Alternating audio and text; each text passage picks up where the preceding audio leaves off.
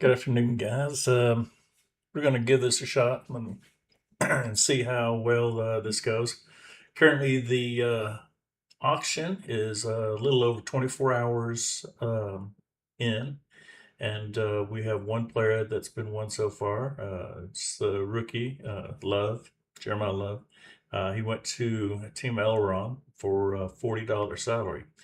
Of course, Team Elron's very likely to put that $40 on the taxi squad and have it available to spend on additional players. So uh, we'll see how well that works for him.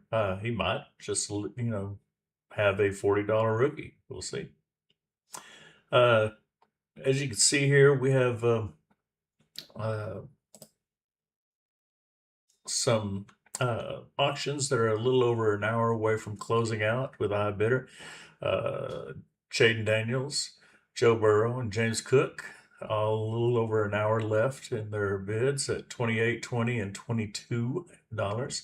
Leggett by Team Legless. Team Legless could get three quality players. Well, two quarterbacks and a stud running back early on here. We'll see. Little over 2 hours is Team R1 with Sunny Styles at a $20 pace round. That's a very good value. So we'll see if that one holds. CMC, never thought I'd see this. $15 for CMC and a 2.5 hour time limit left. So we'll see if that one gets up bid here in a little while. Let's see what else we got. JSN at 27 and 2.5 hours. That one could go up as well. Devon Achan, they're at 20 currently with 2.5 hours. Patrick Mahomes, wow, 15. Well, he is a little older and he is supposed to be back by the first of the season, but those kind of injuries can take a little extra time to heal and recover from. So, TJ Hawkinson, man, Gandalf has got several players there in a little bit. Followed back up with some more legless. He's got Jahmyr Gibbs sitting at 35 and Bijan Robinson set at 35. Two studs. Combined with the ones that he could be closing out at any time, well, that's quite a bit of salary cap. Let's see down here. Let's see how much is committed there.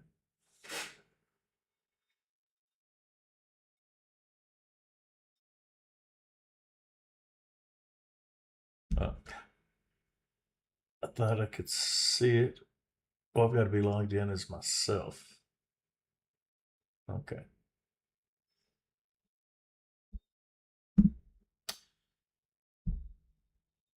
Yeah. As lockout commissioner lockout, it doesn't let me see anything obviously that it shouldn't.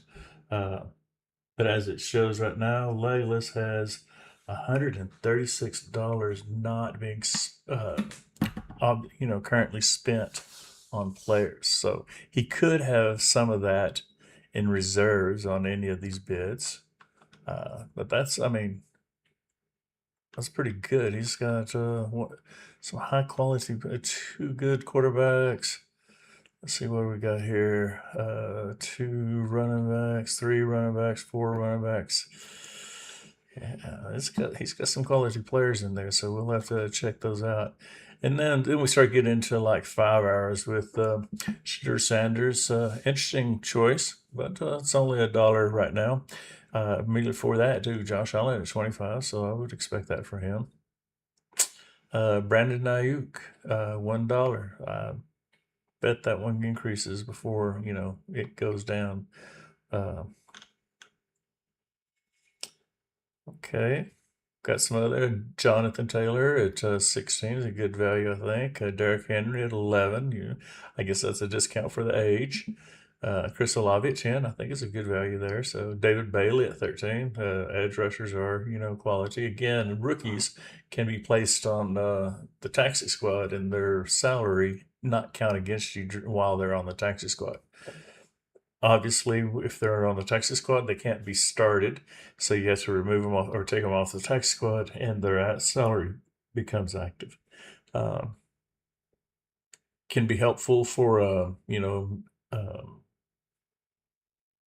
situations where you need to have, somebody that you can pull off in case you need it, suffer up maybe on the luxury tax for a week, or uh, just go ahead and drop a player, dead weight, and take a $2 payment to the progressive pot. So either way, I mean, you have options to make it happen, and hopefully uh, this setup is everything. Uh, Makes it fun and interesting for the people that are playing. And as a result here, I want to go ahead and go over some of the rules and make sure that everybody has good understanding. I did go through and update everything for the 2026 league here. We have outlined on it's 18% of the league entry fee goes to the progressive pot, and all of the optional fees such as drop fees, luxury tax fees, as well as trading with a champion.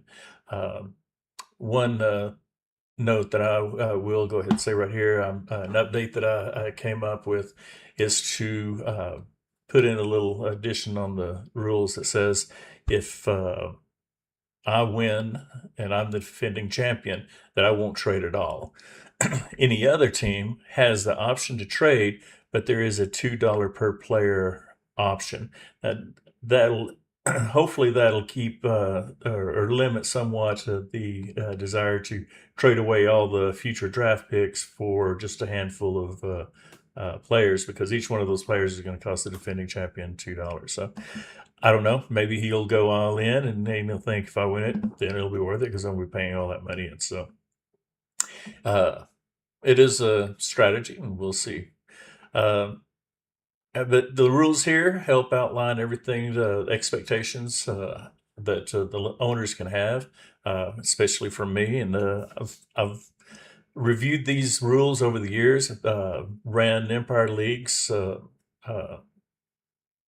well, I guess about 10 years now, a decade. The nice thing about Empire Leagues is they're dynasty leagues with a timer or a deadline. These are set up to when the champion repeats and wins the league back to back, they get the entire progressive pot, all the funds that have been accumulated to the progressive pot. They also have it resets the leg. All the players go back into the player pool for the following season's inaugural auction. That sets up a new inaugural auction. All the trades that involved draft picks in the future are null and void. All of the draft picks go back to the respective teams. Everything is reset, and so that it helps keep the league fresh, and the increasing progressive pot makes it ever important to win that, get better and better and win that back to back. So I do like that format and the situation. These rules are designed to make sure that even though there may be a lot of money at stake, keep everything completely on the up and up.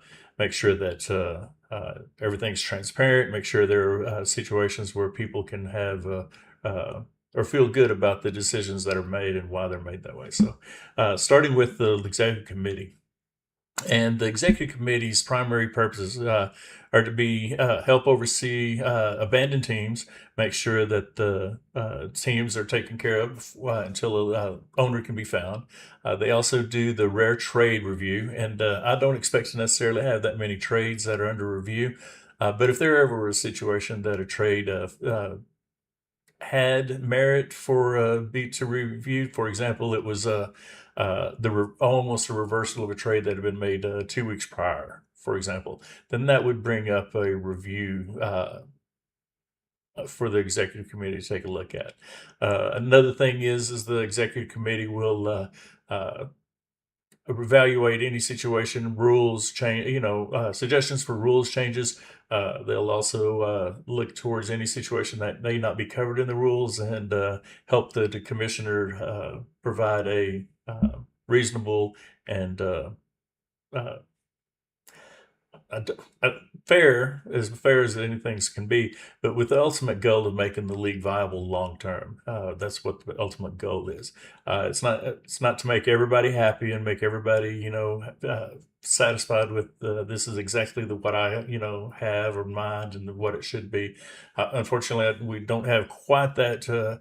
Luxury. This is a pretty niche league with salary caps and auctions. So and IDP, individual defensive players. There's not a whole lot of leagues that have a combination like that. So we do have as I can't get a whole lot of more niche than that. We do have a generous scoring system, so it is hopefully going to help draw in additional people to want to play.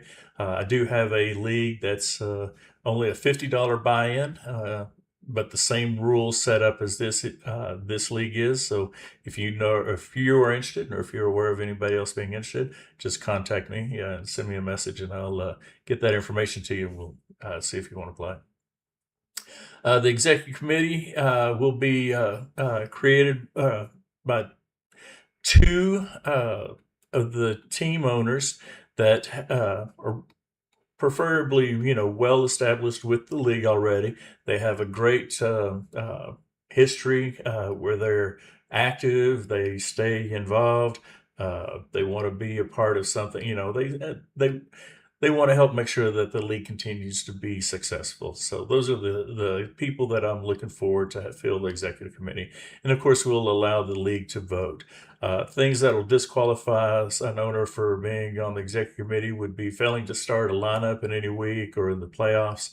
That doesn't exhibit the kind of attention to detail that we really want to see. So other things, it says should be available via text or email, make every attempt. So, if I'm reaching out to somebody if it's a really important, it'll be via text or even a phone call. But very rarely is that in this situation. So I'll send an email. Hopefully everybody, replies to emails within a day or two. If it's important and you need within an hour, or, within a few hours response, text, obviously. So, hopefully the executive committee will be available if I'm out or vice versa. Rule updates that I mentioned on briefly. So not everything will be brought to a vote. Some things will be just added to the rules, clarifications. For example, this year I made an addition, which is clarification in the inaugural auction. If within the first 24 hours, every owner needs to log in and make an auction transaction, whether it's nominate a player for auction or to increase the bid on a previously nominated player. Either way, they have to do something that triggers an auction, transaction, or something that shows that they have been involved in the first 24 hours. I don't have any requirements for anybody to go ahead and spend all of their money. They don't have to, make any so many nominations and so much time or anything like that. They have, the option to nominate players upon their own, or make bids on other players, and everybody's limited by the same thing: $300 salary cap and 8 nominated players up simultaneously. So once you hit 8, you have to wait until one of your 8 nominations is won by another player, and then that gives you one of your 8 back. So but I think that did great this year.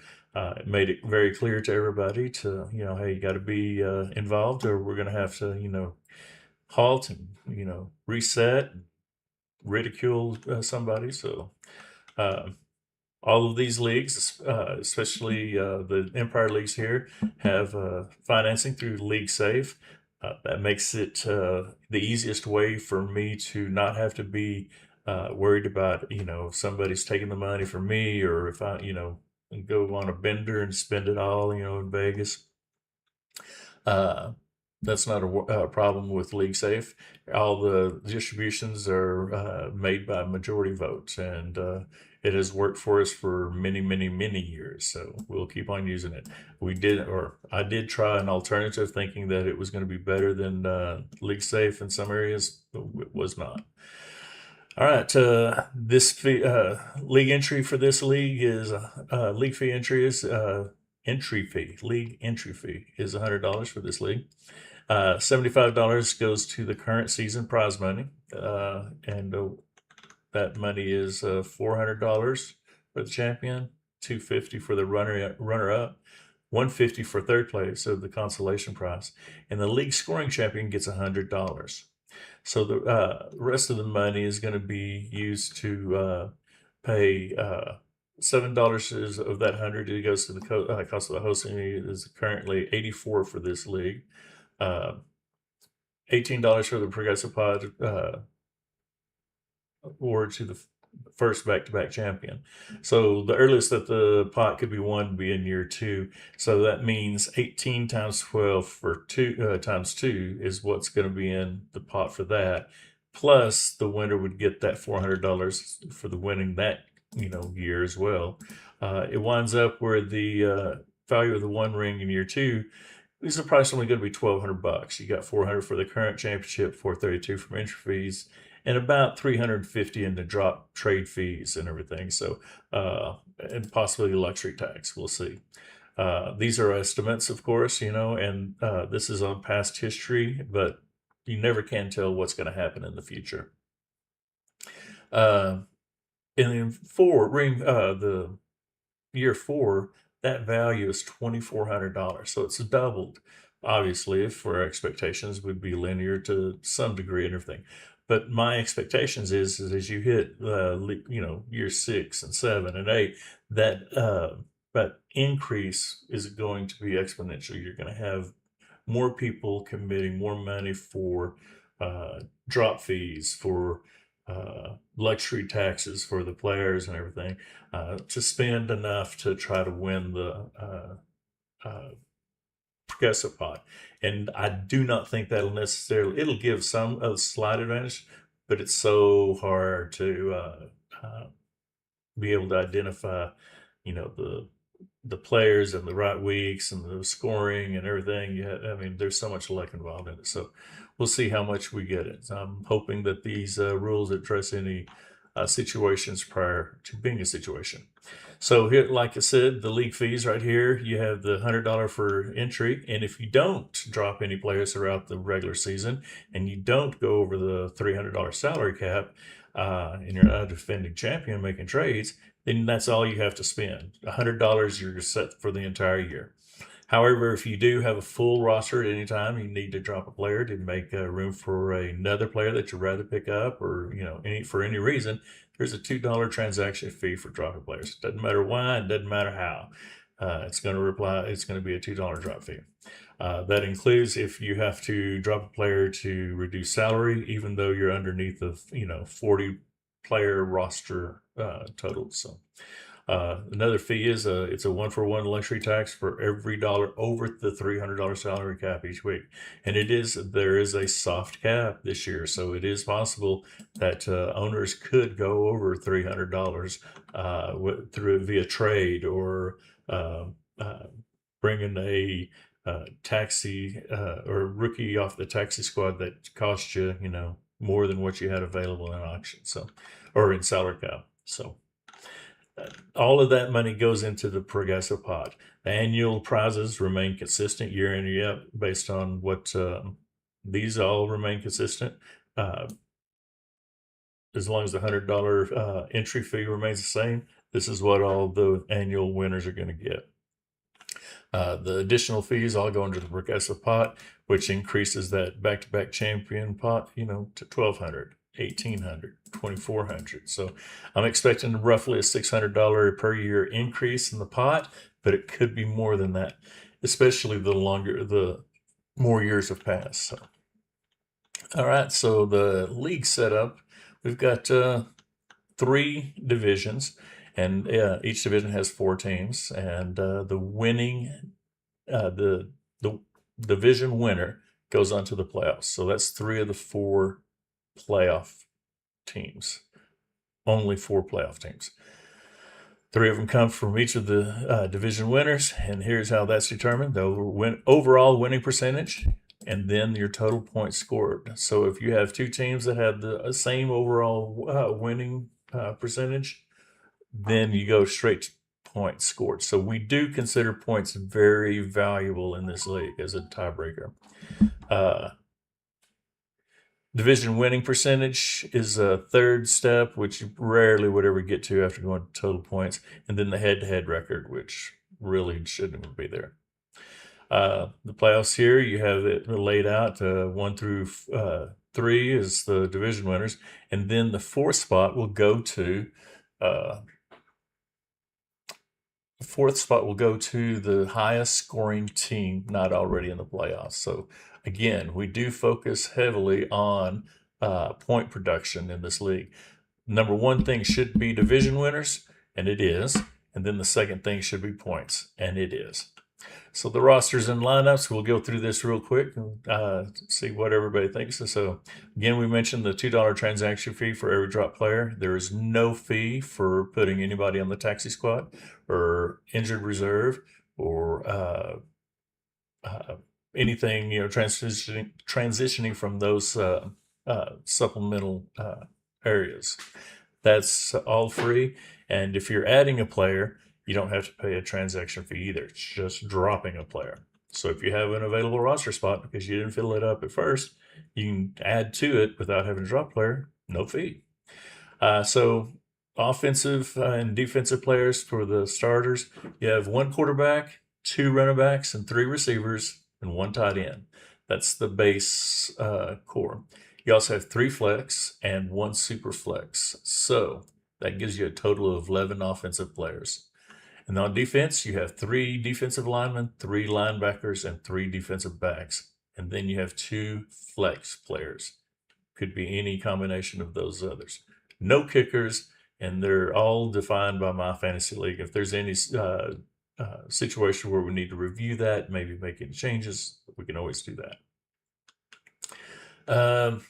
The same thing I was talking about here. This section is really, and I should just go ahead and clarify this and make it very easy for everybody to understand. It really comes down to that, for example, if you have tight end premiums, which we have in this league, if you have a player that works as a tight end and a quarterback, just to say, then you're not going to get both bonuses or any bonuses from both scoring positions. So you'll get whatever the player's designated as. If Taysom Hill is designated as a tight end, then you get the tight end premiums. If he's designated as a quarterback, then you would get a quarterback scoring and not a tight end premium. So that's what that really needs to say. It doesn't mean that Travis Hunter is only going to get points as a receiver and nothing as a defender. He'll get points as if for every scoring play that Travis Hunter makes while he's on the field, in either offensive or defensive, he'll get points for it. So because he's listed as that, a defense back or a receiver. So that's what it makes a little bit of a difference. Player acquisitions, and here we are now in the inaugural auction. And the inaugural auction happens whenever the league first starts up, or it has immediately after a league reset because somebody went back to back. And that's what happened last year. Congratulations to Michael Moore. He had a back-to-back championships and wound up gathering a nice little prize amount.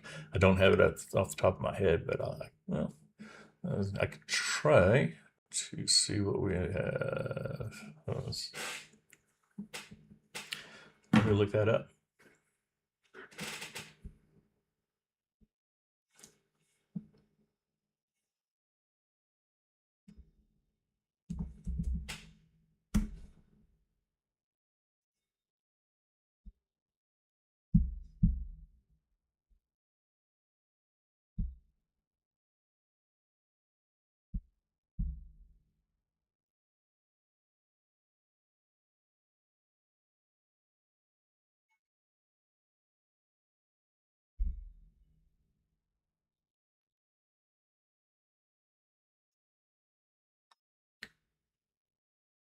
So yeah, last year Michael Moore, the back-to-back champion, won $2,378. So had a bad little catch, and I believe it was third or fourth year. It was the same thing. So we're right on schedule with what I believe we were looking at up here.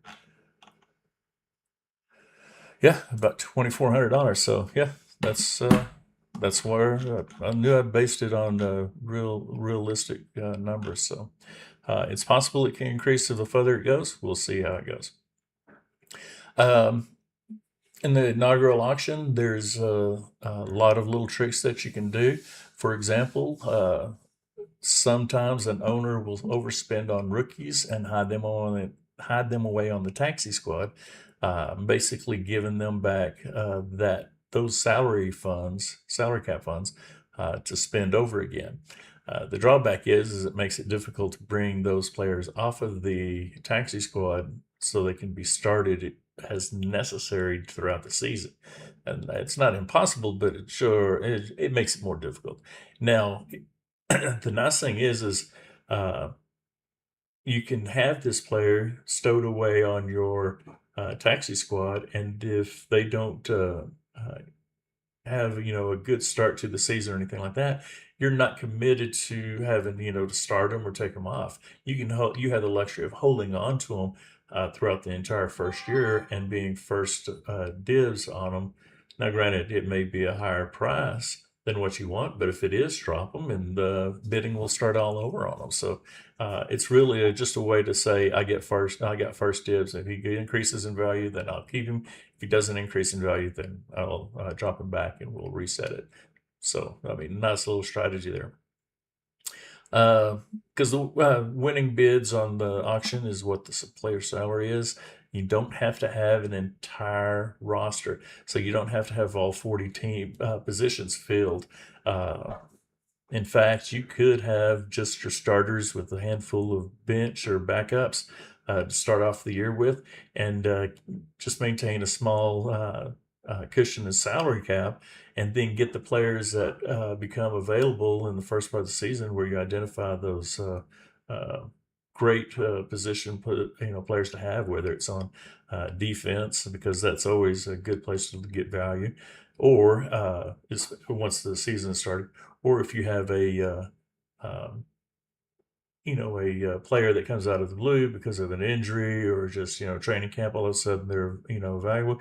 You have some of that salary cap available to be able to make those pickups when others may be extended, or they don't even have the available roster spot. If you always keep a few roster spots open, and let's say you have 22 starters, 40 total roster spots, let's say you only go halfway. Let's say you have what is that? That's 22, 40, you have 18. You say you go 9 bench and then leave 9 available.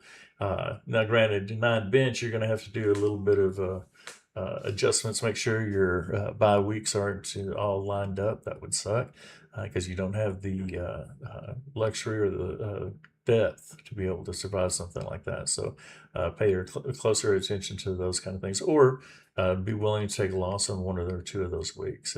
Depends on what your situation is with division matchups. Because remember, division matchups is the only thing that matters when it comes to making the playoffs or point production. So if you want to go straight for points, that'd be great. So once the season starts, the free agency converts over to blind bidding. Blind bidding is based upon this available salary cap. So if you have available salary cap, you can afford to bid blind bid a little more what you think the player is worth, or what you know that you can get them for compared to what your fellow teams have in available roster spots or available salary cap. So trades are designed to be easy to make, but anytime you have salaries involved, it makes things a lot more complicated, and therefore it's difficult for anybody to sit there and say, I don't like this trade or that trade. So if somebody does have a problem because of a trade, it has to be more than, I don't think this is fair, because there's so many things that have to be included in the evaluation of the trade, like salary, age, positional, relative scarceness in the position. So there's a lot of things involved that can sway a trade in one person's opinion higher or lower. And well, I mean, it's hard to give an objective opinion that you're right and everybody else is wrong. So anyway, that's not what the trade situation should be, or for what do you call it, challenging a trade. A challenge trade, but like I said earlier, it's something where it looks like you have a reversal of a previous trade, and that was like it could be an agreement between those two owners at the exclusion of everybody else in the league. So that one might be considered at least for a review.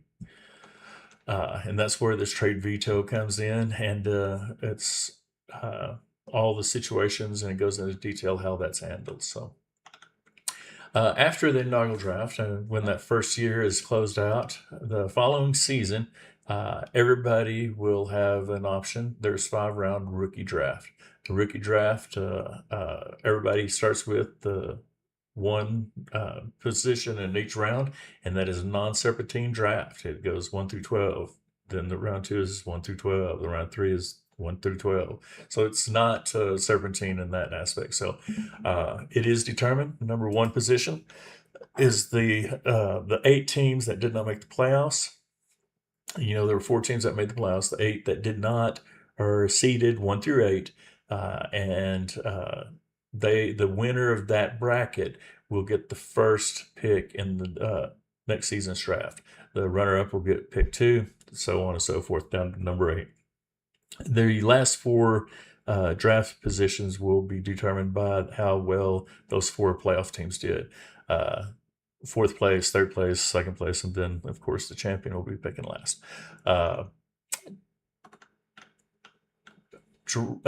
Draft pick positions can be traded along with players and salary cap.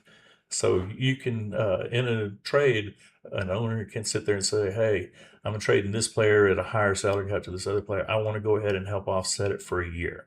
And so in the notes, both players have to agree to this, of course, prior to it. And the notes make a note of that agreement. And then each of the players would be contacted by the commissioner to confirm that agreement. So the commissioner, me, I would go ahead and make those adjustments on the website. Here's the section where we talk about keeping it competitive, and one of them I already touched on. Tanking doesn't help your rookie draft position. That's determined by a rookie draft bracket at the end of the season. If you're not in the playoffs, you're still expected to submit a lineup, still expected to make an effort. Other thing is, if you don't set a lineup, then the first time the lineup will be set for your team on Mondays and by the executive committee. And if it happens the second time, the executive committee will take over that abandoned team. So let's see if I can adjust this a little bit. Well, maybe not.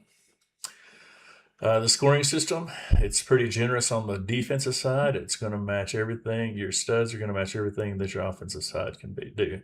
So your offensive side is pretty standard here. You got your quarterback, running back, wide receiver, and tight end scoring. And it shows your tight end premium here, because the tight end get a 1-point PPR. Everybody else is a half a point. Passing yards, everybody gets a 0.04 point for every yard. Negative that for negative yards. Rushing and receiving are 0.1 points for every yard. 6 points for a touchdown, 3 points for a passing touchdown. That is a little bit different from most other leagues that they offer 4 or 6, but it helps negates the extreme differences on the quarterback position, especially the ones that throw a lot of touchdowns to high passing. And there's a lot of high passing offenses now, so it does make it even out a little bit. 1 point for every 2-point conversion pass or reception. They split the 2-point conversion. In the run, gets both points. You can get a minus for every interception, a minus for every fumble lost, and a minus for every sack taken. So pretty, holding it. Sometimes the sack is the quarterback's fault. Got to penalize them sometimes. well, this penalizes them every time. So if the team itself sucks, yeah, don't start that quarterback. It'd be brutal.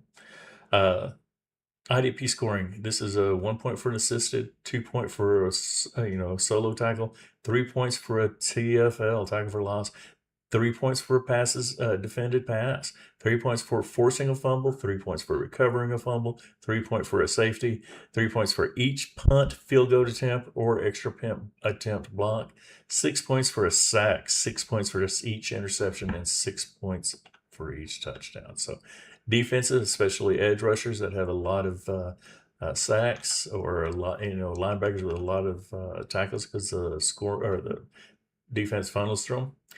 Very high scoring. They could match any quality running back or quarterback even. So points totals and final scores, they do sometimes have adjustments, especially when it comes to defensive players. So we will keep a close eye on that. Hopefully we'll have everything will be taken care of by Tuesday noon. If there's any changes made after that, we'll ignore them, but anything after that point we'll take in consideration. And I do list the league settings on the website to make sure that or on the rules here, make sure that the entire rules are set up, and we can go through them. But I think we'll talk about them in more detail over the next few live sessions. And one thing about this league is the postseason activities. So now that we have kicked off this auction, every drop, $2 drop transaction fee is in effect, and that lasts until the end of the season. Anybody who drops prior to the end of the season will incur a $2 drop fee, and it goes into the progressive pot.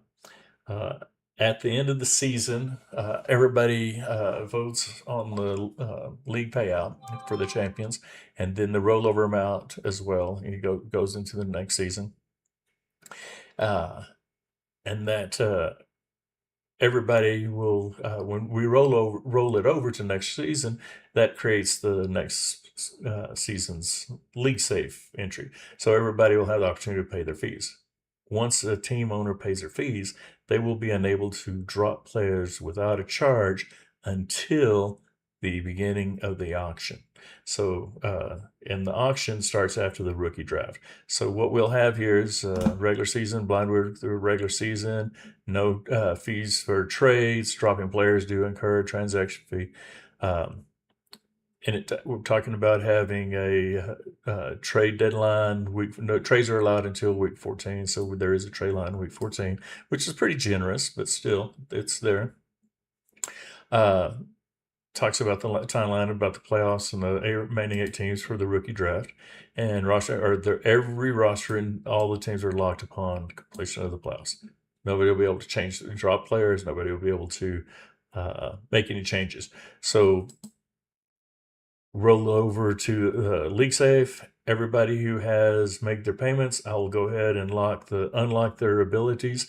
Once my fantasy league has a new season involved, we'll transfer from that previous season to the new season. And everybody who has paid will be able to do everything leading into the rookie draft, which will be occurring mid-May, a 5-round rookie draft. Free agent auction begins after the rookie draft ends and runs until week 1. So free drops are up until the auction begins. Once the auction begins, drops start or have a $2 transaction fee. And it goes on and on until somebody gets it twice. So, well, I'm going to call, this is my first live attempt. Well, not my first live attempt, but my first one that I'm going to actually keep up and learn from. I hope to start doing these on a regular basis. So we'll see if I can get better. God, it's going to be awful, I'm sure.